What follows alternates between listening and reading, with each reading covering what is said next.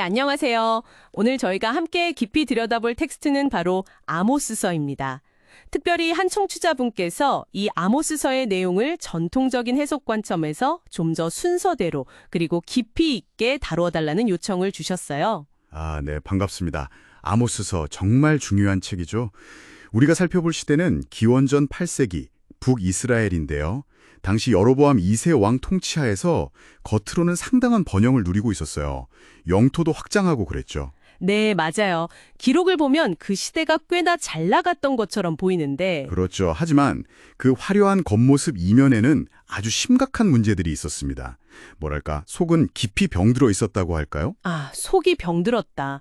어떤 점들 때문이었을까요? 바로 사회 정의의 부재, 그리고 형식만 남은 종교 생활, 이런 것들이죠. 아모스서는 바로 이런 시대의 한복판에 던져진 하나님의 강력한 외침입니다. 심판의 경고이기도 하고 또 동시에 회복의 약속이기도 하고요. 심판과 회복. 오늘 이 두 가지 큰 줄기를 따라서 아모스서를 차근차근 살펴보면 좋겠네요. 네, 좋습니다. 아모스서가 담고 있는 그 핵심적인 통찰들을 오늘 함께 나눠보도록 하죠. 좋습니다. 그럼 먼저 이 메시지를 전한 아모스라는 인물부터 좀 알아봐야 할 것 같아요. 상당히 독특한 배경을 가졌다고 들었습니다. 네, 맞아요. 아모스는 전문적인 선지자 훈련을 받은 사람이 아니었습니다. 유다 남쪽의 드고아라는 작은 마을 출신이었고요. 직업은 목자, 그리고 뽕나무를 재배하는 농부였습니다. 목자이자 농부요. 보통 선지자 하면 뭔가 좀 다른 이미지가 있는데 그렇죠. 아모스 스스로도 아모스 7장 14절 15절에서 보면 이렇게 말합니다. 나는 선지자가 아니며 선지자의 아들도 아니라 나는 목자요 뽕나무를 재배하는 자로서 양떼를 따를 때에 여호와께서 나를 데려다가 여호와께서 내게 이르시기를 가서 내 백성 이스라엘에게 예언하라 하셨나니 라고요. 와, 직접 그렇게 이야기했군요. 나는 선지자 가문 출신도 아니고 전문 교육을 받은 사람도 아니다. 이렇게 딱 선을 긋는 거네요? 네, 바로 이 점이 아모스 메시지에 아주 특별한 힘을 실어줍니다. 어떤 점에서 그럴까요? 일종의 아웃사이더 시각이라고 할 수 있을 것 같아요. 기존의 종교체제나 정치 권력 구조에 속해 있지 않았기 때문에 당시 사회의 위선이나 부조리를 훨씬 더 객관적이고 날카롭게 파악할 수 있었던 거죠. 이해관계에서 자유로웠다. 이런 말씀이시군요. 맞습니다. 그의 비판이 어떤 사리사욕이나 정치적 야심 때문이 아니라 정말 순수하게 하나님의 부르심에 따른 것이라는 진정성을 더해주는 겁니다. 게다가 목자였다는 점도 중요할 것 같아요. 물론이죠. 목자로서 그는 아마도 당시 힘없고 소외된 평범한 백성들의 삶과 고통을 누구보다 가까이에서 지켜봤을 겁니다. 그들의 아픔에 깊이 공감했기에 그의 정의를 향한 외침은 더욱 절실하고 강력하게 들렸을 거고요. 그러니까 하나님의 메시지를 전하는 데 있어서 그 사람의 사회적 지위나 배경이 중요한 게 아니라는 걸 보여주는 아주 좋은 예시네요. 바로 그렇습니다. 하나님께서는 당신의 뜻을 전할 사람을 직접 선택하시고 부르신다는 것을 분명하게 보여주죠. 자, 그럼 이제 아모스가 활동했던 그 시대로 좀 더 들어가 보죠. 기원전 8세기 북이스라엘 여로보암 2세 시대. 겉으로는 번영과 영토 확장의 시대였다고 하셨는데 그 이면에 도사리고 있던 문제들 좀 더 구체적으로 설명해 주실 수 있을까요? 네. 그 번영이라는 것이 사실은 아주 위태로운 기반 위에 서 있었습니다.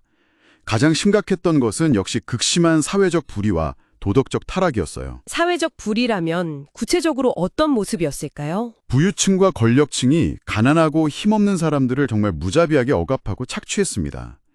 아모스서 2장 6절에서 7절을 보면 아주 적나라하게 드러나는데요. 그들이 은을 받고 의인을 팔며 신 한 켤레를 받고 가난한 자를 팔며 힘없는 자의 머리를 티끌먼지 속에 발로 밟고 연약한 자의 길을 굽게 하며 이런 식으로 고발합니다. 와, 신 한 켤레 값에 사람을 판다고요? 정말 충격적인데요. 가난한 사람들의 기본적인 권리조차 완전히 무시당했다는 거네요. 네. 법정에서는 뇌물이 오갔고 공정한 재판을 기대하기 어려웠습니다. 부자들은 그렇게 착취한 재물로 엄청난 사치와 향락을 즐겼죠. 상아로 장식한 침상에 눕고 기름진 음식과 좋은 포도주를 즐기면서 가난한 이웃의 고통은 외면했습니다. 아모스서 6장 같은 곳에 잘 묘사되어 있죠. 겉은 강적거리는데 속은 완전히 썩어 문드러진 그런 기만적인 번영의 시대였군요. 정확합니다. 종교적으로도 마찬가지였어요.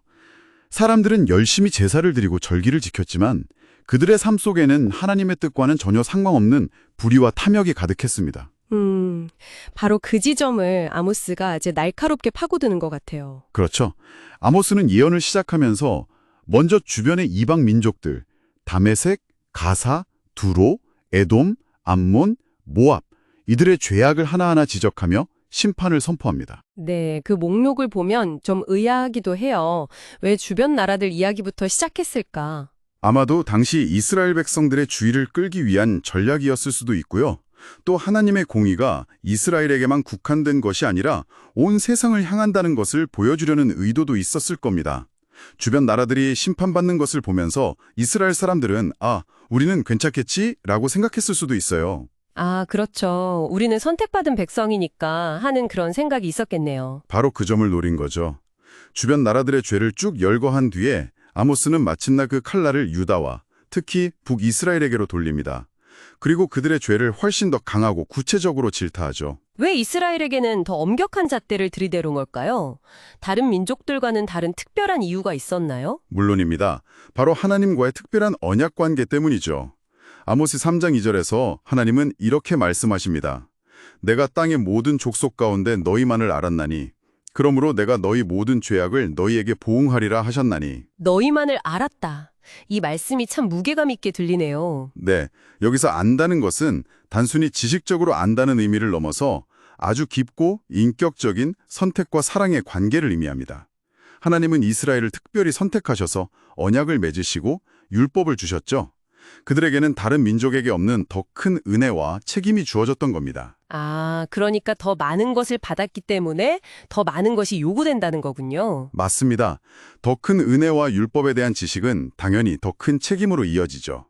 그렇기 때문에 이스라엘의 불의와 우상 숭배는 단순한 잘못이나 실수가 아니라 하나님과의 그 특별한 언약 관계를 정면으로 깨뜨리는 아주 심각한 배신 행위였던 겁니다.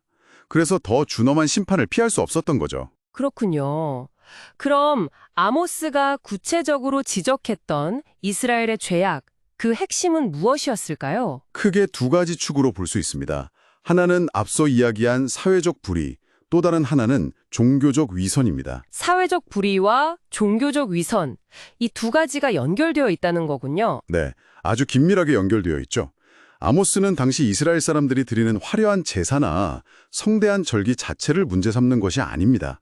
문제는 그렇게 열심히 종교 행위를 하면서도 바로 그 손으로 가난한 이웃을 억압하고 착취하는 이중적인 모습이었죠. 아, 예배당 안에서의 모습과 삶의 현장에서의 모습이 완전히 달랐다는 거네요. 그렇죠.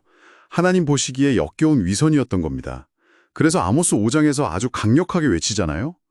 내가 너희 절기들을 미워하여 멸시하며 너희 성회들을 기뻐하지 아니하나니 너희가 내게 번제나 소제를 드릴지라도 내가 받지 아니할 것이요 너희의 살찐 희생의 화목제도 내가 돌아보지 아니하리라. 내 노랫소리를 내 앞에서 그칠지어다. 내 비파소리도 내가 듣지 아니하리라. 와, 정말 단호한 거절이네요. 하나님께서 그 모든 예배를 받지 않으시겠다, 심지어 듣지도 않으시겠다고 하시는군요. 네. 그러면서 하나님께서 정말 원하시는 것이 무엇인지를 분명하게 밝히죠. 바로 그 유명한 구절, 아모스 5장 24절입니다. 오직 정의를 물같이 공의를 마르지 않는 강같이 흐르게 할지어다. 바로 이겁니다. 이 구절이야말로 아모스서 전체의 메시지를 압축적으로 보여주는 핵심 중의 핵심이라고 할 수 있습니다. 하나님께서 진짜 원하시는 것은 형식적인 종교 의례가 아니라 우리의 일상적인 삶 속에서 구체적으로 실천되는 정의와 공의, 그리고 약한 자들에 대한 긍휼이라는 것을 강력하게 선언하는 거죠. 그러니까 참된 신앙과 이 윤리적인 삶은 결코 분리될 수 없다는 말씀이시군요. 네, 절대로 분리될 수 없습니다. 삶이 뒷받침되지 않는 종교적 열심은 하나님 앞에서 아무런 의미가 없다는 것, 오히려 위선적인 죄가 될 수 있다는 것을 아모스는 분명히 보여줍니다. 이 메시지는 오늘날 우리에게도 정말 깊은 성찰을 요구하는 것 같습니다. 그렇죠. 그리고 또 하나, 아모스가 당시 사람들에게 던진 충격적인 메시지가 있습니다. 바로 여호와의 날에 대한 개념을 완전히 뒤집어 버린 것이죠. 아, 여호와의 날이요? 당시 이스라엘 사람들은 그 날을 어떻게 생각했나요? 그들은 여호와의 날을 당연히 구원과 승리의 날로 기대했습니다. 하나님께서 개입하셔서 자신들의 원수들을 멸하시고 이스라엘을 높여주실 것이라고 믿었죠.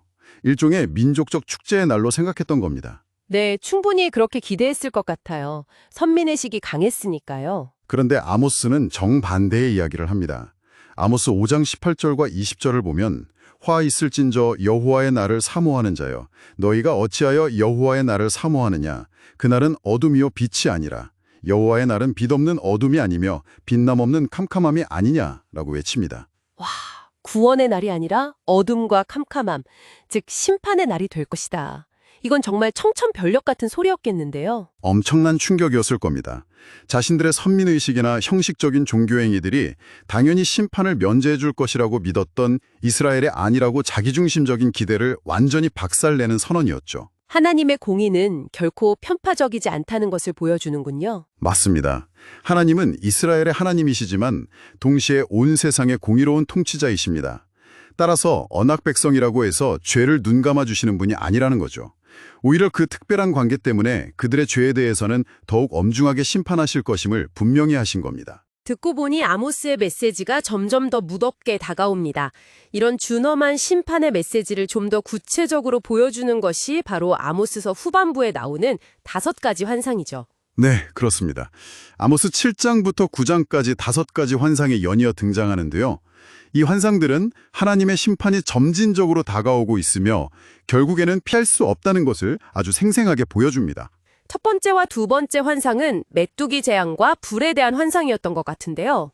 네, 첫 번째 환상에서는 메뚜기 떼가 나타나 땅의 풀을 다 먹어치우려고 합니다. 이스라엘의 완전한 파멸을 상징하죠. 이때 아모스가 주 여호와여 청하건대 사하소서 야곱이 미약하오니 어떻게 서리이까 하고 중보기도를 합니다. 그러자 하나님께서 뜻을 돌이키시죠. 아, 다행이네요. 그럼 두 번째 환상은요? 두 번째는 불 환상입니다. 하나님께서 불로 징벌하시는데 그 불이 너무 강력해서 큰 바다를 삼키고 육지까지 삼키려 합니다. 이것 역시 맹렬한 심판을 상징하죠. 아모스가 또다시 주 여호와여 청하건대 그치소서 야곱이 미약하오니 어떻게 서리이까 하고 부르짖습니다. 이번에도 하나님께서 뜻을 돌이키세요. 아, 아모스의 중보기도가 효과가 있었네요. 심판이 유예된 거군요. 네, 처음 두 환상에서는 아직 기회가 있었습니다. 아모스의 중보를 통해 하나님께서 심판을 잠시 미루시는 모습을 보여주죠. 하지만 분위기가 급변합니다. 세 번째 환상에서 뭔가 달라지는 건가요? 그렇습니다. 세 번째 환상이 바로 다림줄 환상입니다. 아모스 7장 7-9, 하나님께서 다림줄을 가지고 성벽 곁에 서 계신 모습이죠. 다림줄이라면 건물을 지을 때 수직이 제대로 맞는지 재는 도구잖아요. 맞습니다. 다림줄은 정확성과 고듬의 기준을 상징합니다.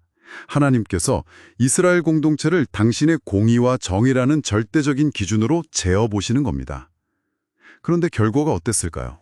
이미 너무 기울어져서 바로 설 수 없는 상태였다는 거겠죠? 정확합니다. 하나님께서 내가 다시는 그를 용서하지 아니하리니 라고 선언하십니다. 이 다림줄 환상은 결정적인 전환점입니다.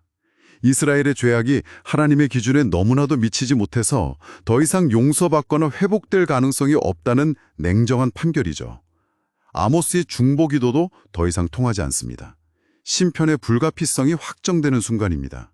아, 정말 숨막히는 장면이네요. 중보의 문마저 닫혀버린 거군요. 네.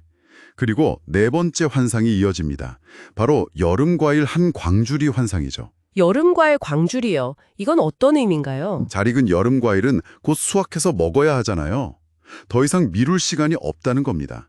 여기서 여름과일, 카이츠라는 히브리어 단어가 끝, 캐츠라는 단어와 발음이 비슷하다는 점을 활용한 언어 유희이기도 합니다. 즉, 이스라엘의 끝, 심판의 때가 정말 임박했다는 것을 시각적으로 보여주는 거죠. 아, 발음의 유사성을 이용한 거군요. 정말 절묘하네요. 끝이 코앞에 닥쳤다. 그렇죠. 그리고 마지막 5번째 환상은 더욱 두렵습니다. 제단 곁에 서신 주님의 환상입니다. 주님께서 직접 제단 곁에 서서 성전 기둥머리를 쳐서 무너뜨리라고 명령하십니다. 성전을 무너뜨리라고요? 이스라엘 백성에게 성전은 가장 거룩하고 안전한 장소였을 텐데요. 바로 그겁니다.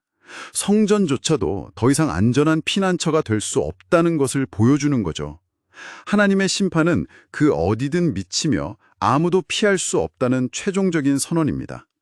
내가 그들을 땅끝까지 쫓아가서 칼로 죽이리라는 말씀까지 나옵니다. 정말 피할 곳 없는 완전한 심판의 그림이네요. 네.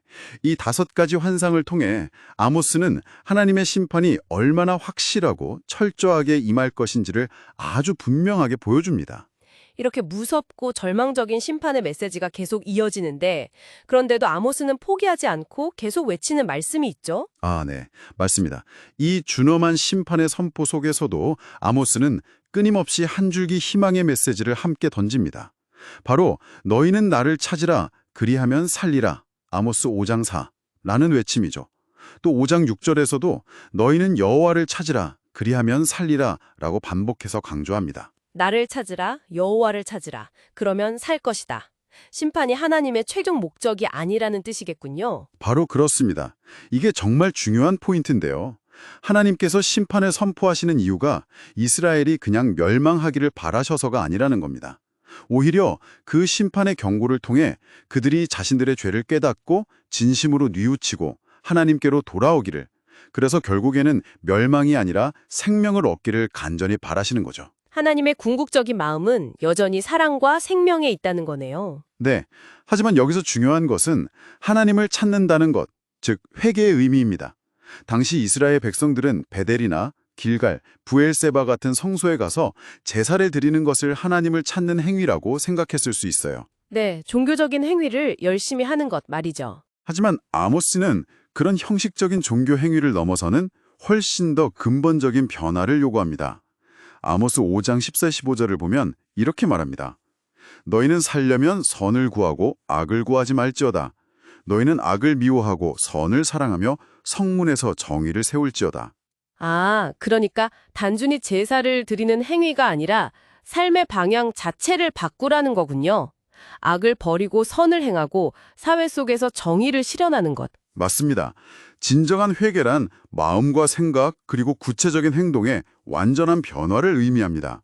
잘못된 길에서 돌이켜서 하나님께로 완전히 방향을 트는 것, 그것이 바로 아모스가 말하는 하나님을 찾는 것이고 사는 길인 거죠. 삶의 변화가 없는 회개는 진정한 회개가 아니라는 말씀이시네요. 그렇죠.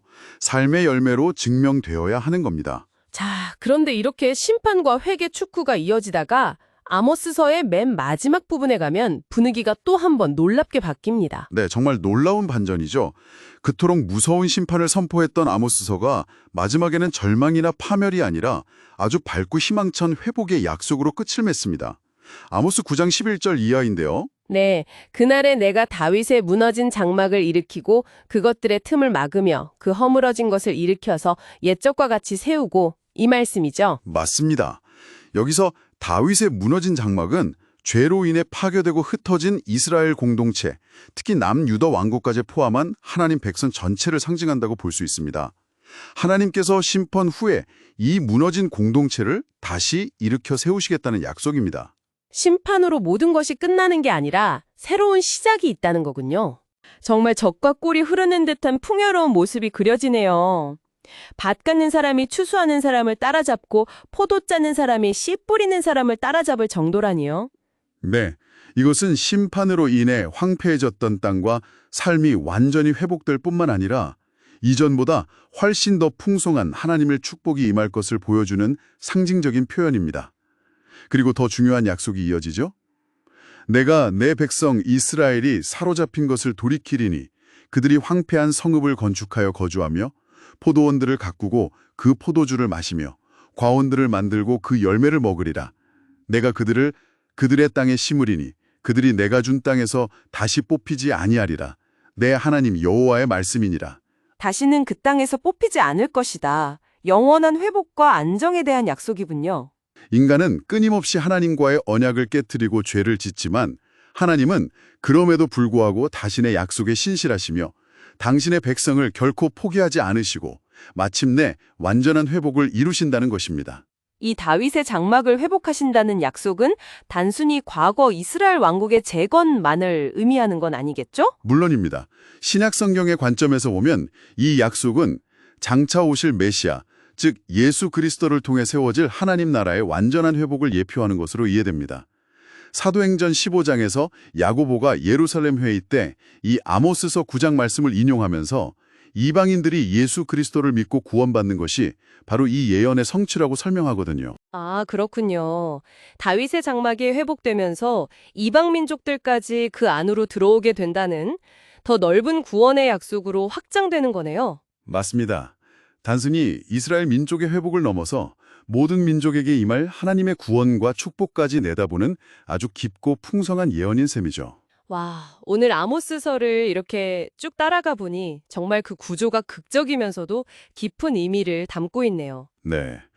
겉으로 보이는 번영 속에 감춰진 불의와 위선을 날카롭게 지적하는 준엄한 심탄의 경고로 시작해서 네, 그리고 진정한 회개를 통해 생명으로 나오라는 간절한 촉구를 거쳐. 마침내 인간의 실패에도 불구하고 하나님의 신실하심으로 이루어질 놀라운 회복과 희망의 약속으로 마무리되는 거죠. 오늘 이렇게 아모스서를 처음부터 끝까지 차근차근 짚어보면서 그 핵심 메시지를 깊이 있게 탐구해 보았습니다.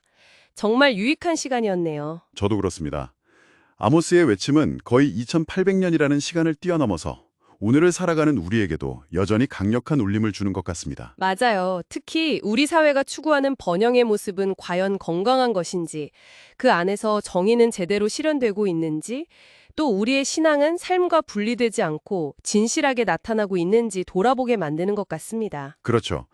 아모스서는 끊임없이 우리에게 질문을 던집니다. 우리가 진정으로 추구해야 할 가치는 무엇인가? 우리 각자의 삶의 자리에서 정의와 공의는 어떻게 흘러가야 하는가? 하고 말이죠. 네, 오늘 이 깊이 있는 탐구가 청취자 여러분 각자의 삶과 신앙을 성찰하고 또 새롭게 다짐하는 그런 계기가 되었기를 진심으로 바랍니다. 여기서 오늘 이야기를 마무리하면서요, 청취자 여러분께 생각해 볼 질문 하나를 남겨드리고 싶습니다. 아모스가 그토록 간절히 외쳤던 하나님을 찾는 삶, 그리고 정의를 물같이 공의를 마르지 않은 강같이 흐르게 하는 삶은 오늘 21세기를 살아가는 나의 현실 속에서 구체적으로 어떤 모습으로 나타날 수 있을까요? 한번 깊이 고민해 보시면 좋겠습니다. 네, 좋은 질문입니다. 그 답을 찾아가는 여정이 바로 우리의 신앙 여정이겠죠. 네, 오늘 함께해 주셔서 감사합니다. 다음에 또 유익한 내용으로 찾아뵙겠습니다.